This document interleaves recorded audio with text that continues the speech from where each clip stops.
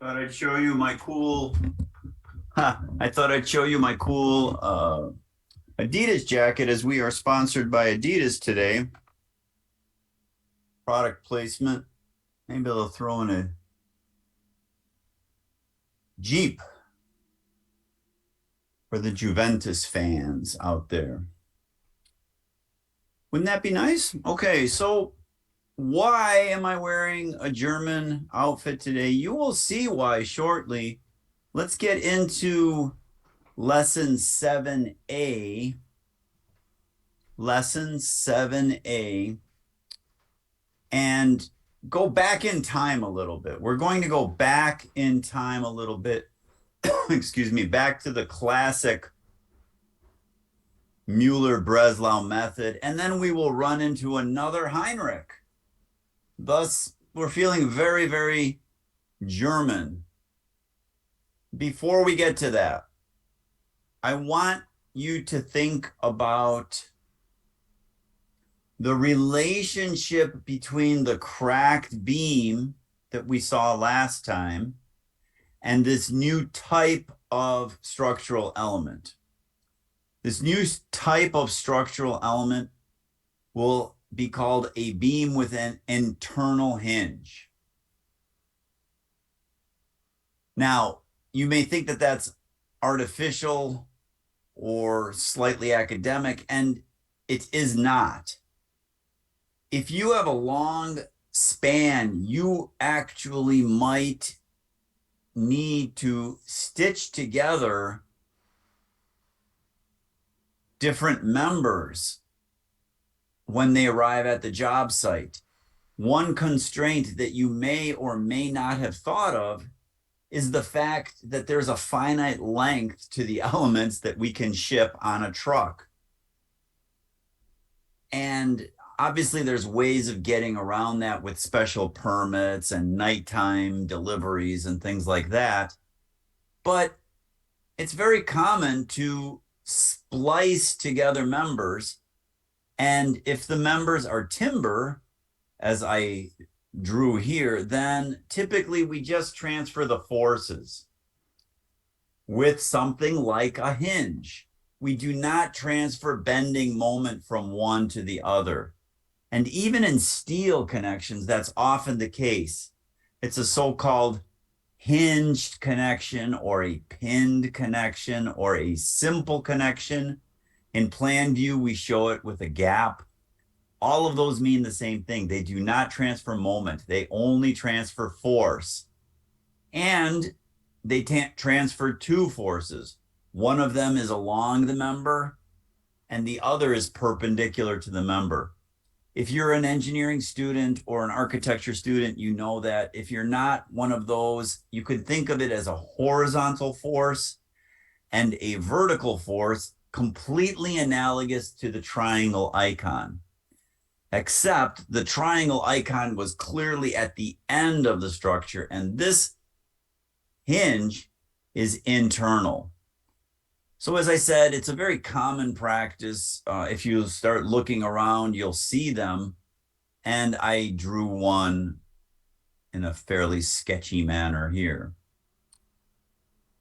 As a symbol, as an icon, I like to use the open circle. That is different than the closed circle, which is our traditional roller. Whereas the open circle here is the hinge. Okay? I heard a unanimous okay, so I guess we're okay. You may want to dig into this, perhaps in a discussion with other peers. What are the practical limits? Depending on what country you are, these could be meters, these could be feet. Certainly the practical limit for a standard truck is something known in each municipality. So do some research. The other thing that I want you to focus on is that I have a distributed load. And I do want the distributed load on either side of the hinge purposely so that you have that kink. that will cause a kink in your perturbed structure, no matter what. Just like the cracked moment caused a kink in your perturbed structure, no matter what. So I'd like load to be on both sides of that hinge. Everything else doesn't really matter. You could have a cantilever. You could not have a cantilever. Here I have a fixed connection on the left and a prop on the right. You may count that up in your head. 1, 2, 3, 4. It is still determinate, which means I can determine all of the reactions, all of the load flow to the supports because I have an extra condition. That's the best way of thinking about it. But we don't think about these things algebraically. Now, I want you to notice what I'm going to do in the next lesson. In the next lesson, I will perturb the structure very similarly to what we just did in the previous lesson, where everything is rigid. But in this lesson, I won't do that. And I'm doing that purposely. I'm doing that so that you can see the classic Muller-Breslau method. Later, we will do this with GeoGebra, our program that we use. But today, I want this to be done via hand sketches. There's a few reasons for that. The first is that for many of you, this is the first time that you're really understanding the perturbed configurations for a beam with an internal hinge. Hey, for some of you, this may be the first time you've ever studied a beam with a hinge. And for other people, it may be one of the first times they've ever studied a beam. So if you know what you're doing, go ahead and race ahead. You could look at the summary and attack it. But I will give you a gentle introduction. And today's etude is a hand sketch. I will say at the end that you can do this with a computer. You could do it with a mouse. You could do it with a fancy electronic pen. How about that for product placement? Or you could just use a pencil or some watercolor. Today is anthropic. Somehow your hand has to be involved. The maximum truck length issue, I think I mentioned it briefly, but I really would love you to explore it just a bit more. Think about that as a limiting factor in your designs. And the other image here that I want you to see on this slide is that there are 4 unknowns. 1, 2, 3, 4. For this configuration, 1, 2, 3, 4. For this configuration, 4 is bigger than 3. However, we have the internal hinge. And a really quick recap, what are the 3 here? There's a vertical. I don't know if it's up or down. There's a horizontal. I don't know up or down. Excuse me, left or right. And then there's a moment in the wall, and I don't know if it's clockwise or counterclockwise.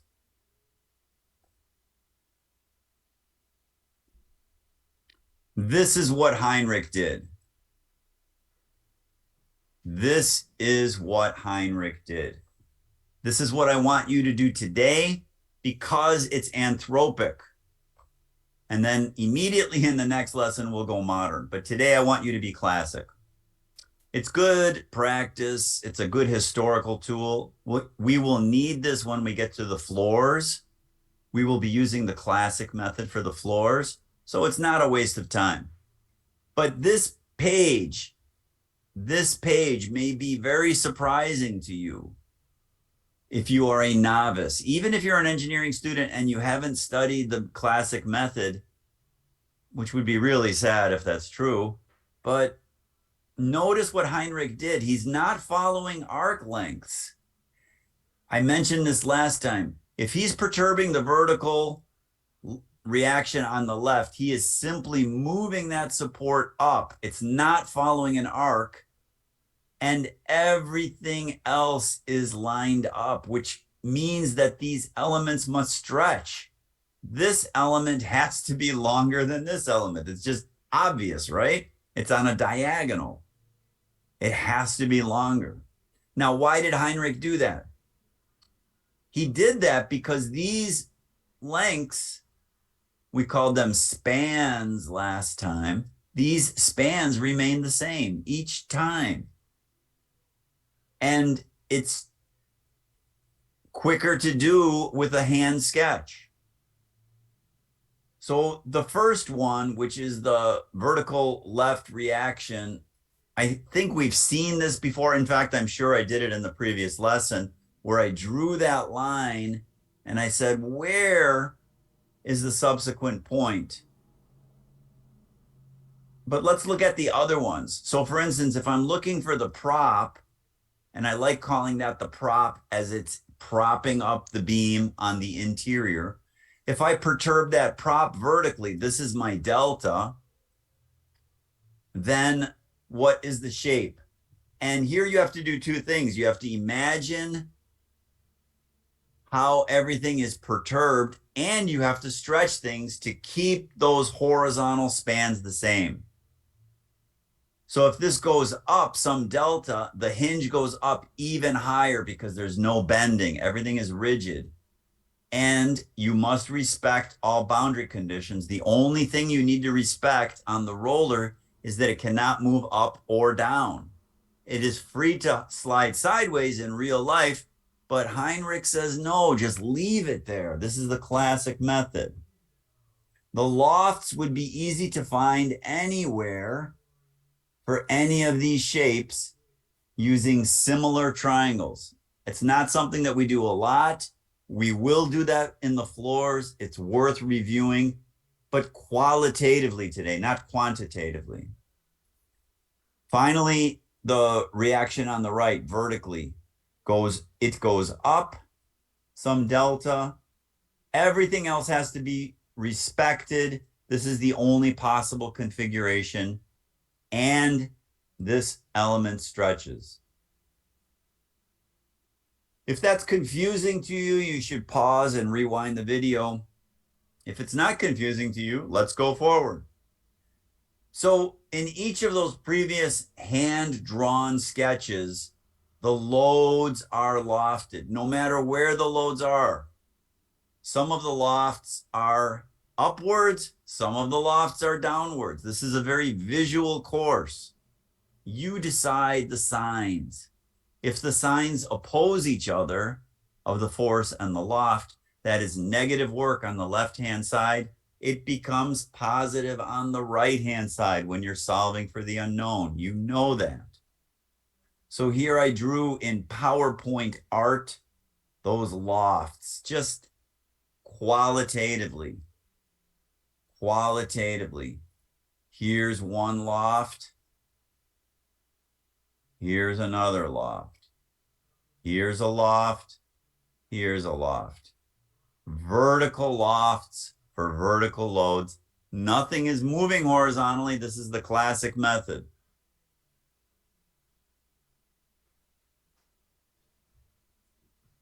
Now we get to our other Heinrich Gerber. Harsh looking guy, maybe tortured a little bit. I don't know, but I don't know much about that Heinrich. He didn't take my class, but we love all Heinrichs. So let's give him the benefit of the doubt and say that he was a gentle soul. He was a designer of a very important bridge type, and it's called the Gerber Bridge. And in fact, he's so important that we will see him later when we get to the Pompidou Center by Renzo Piano, Richard Rogers, and Peter Rice, my main man, where they honored Heinrich Gerber with the Gerberettes, those famous Gerberettes on the Pompidou Center. Now, why am I talking about Heinrich Gerber? Well, look at the bridge on the bottom and look at my model on the top. What Heinrich is doing, he's saying, I can build up a certain distance, and then I will add that last piece, that central piece. That's the last piece to come in. They float it out on a barge on the river and hoist it up, and it is spliced into place. Even if none of that is true, the fact that those elements are crisscrossing is essentially a hinge. The tension compression couple reduces to zero at that point. If that doesn't make sense, what I'd like you to do is simply look up Heinrich Gerber, look up the few pictures of him that you will find. Think about the German tradition and recognize the power of that internal hinge, both as a design idea and as a constructability idea. And that's great. So we raise our hats to Heinrich. Now we've raised our hats, let's get serious again. Let's find the perturbed shape. So right now, I require or request, I guess, that you pause the video and draw the perturbed shape for the left vertical reaction using the classic method. So we are on the left bank, le rive gauche, as we say in French. Do it now. Vite, vite, hurry, hurry. Draw that. I will wait. Pause the video.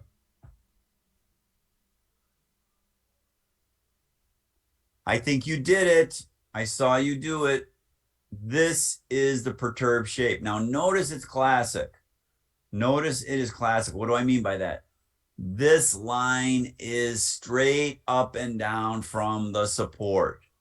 This line is straight up and down over the prop. This line is straight up and down over the hinge, as is this line.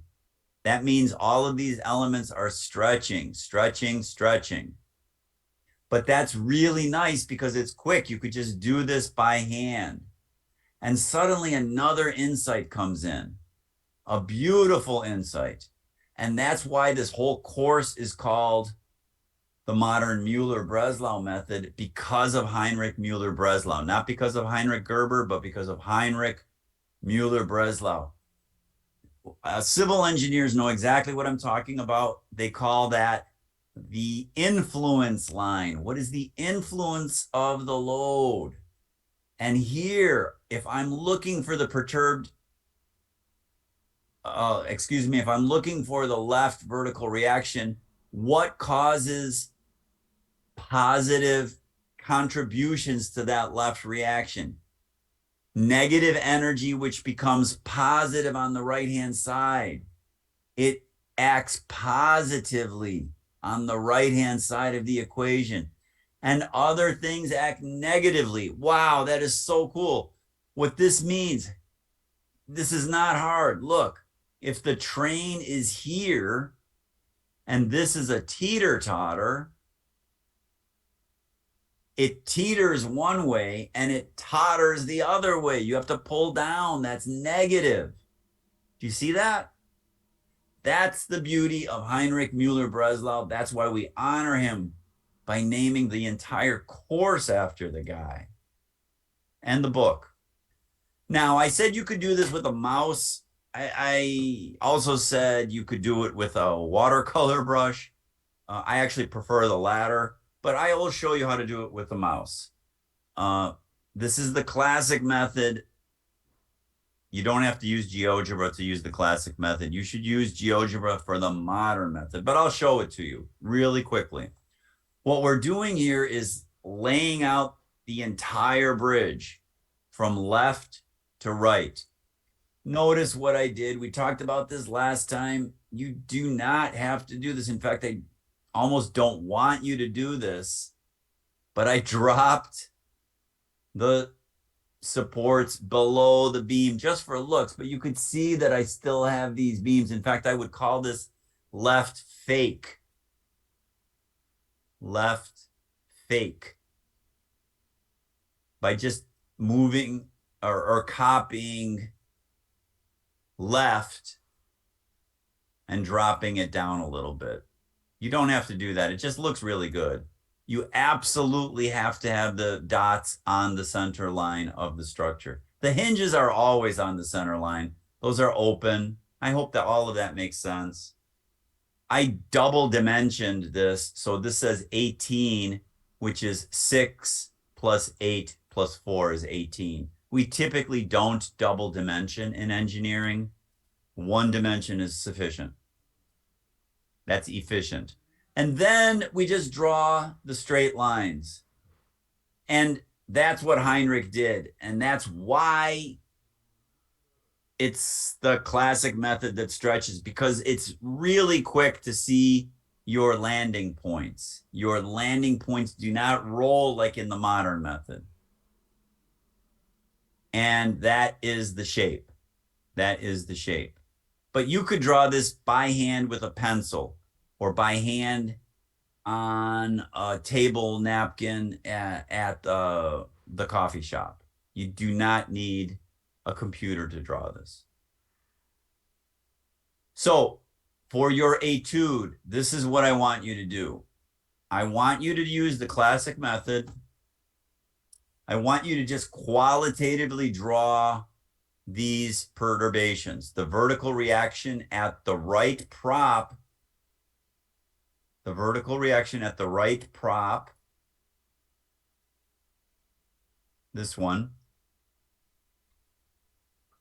and the vertical reaction at the left wall. We haven't done that one yet. I'm curious to see what you come up with. I'm not even going to give you a hint. Now, you could certainly build a model with popsicle sticks and sort of look at it if you're really, really baffled. But maybe in your mind's eye, you could see it. And here's your only hint. You only violate one boundary condition.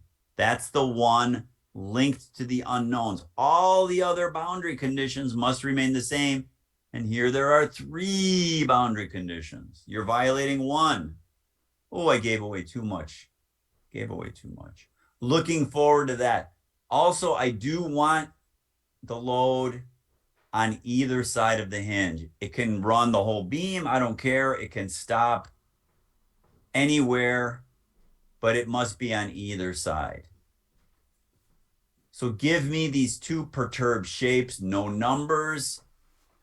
Obviously, if you simply cannot resist and you're dying to see what this is all about, you could put some numbers in there, but that is not required. A careful drawing is required.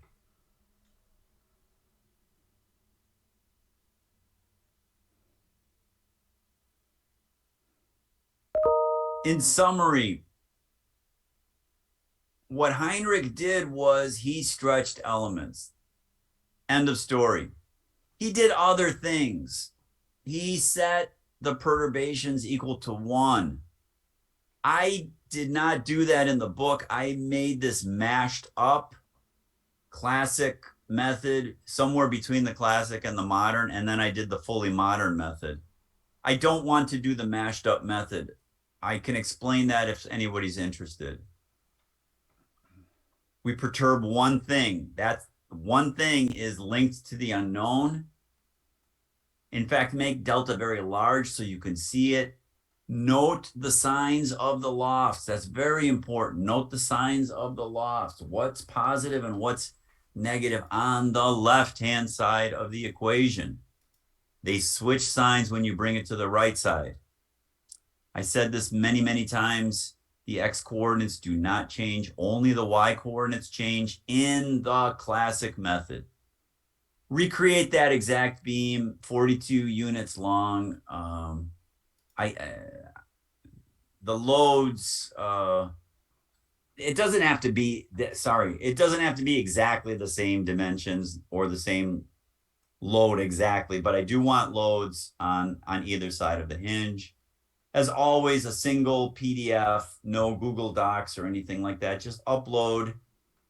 And it's pretty quick today. It's just those perturbed shapes, right? I don't really even need the process, because if you're drawing it by hand at the coffee shop, the process is the product. That's very quick. Great. So we're done for now. I hope you loved it. I hope you can meditate on our second Heinrich and maybe go watch some football and go Juventus. Good luck.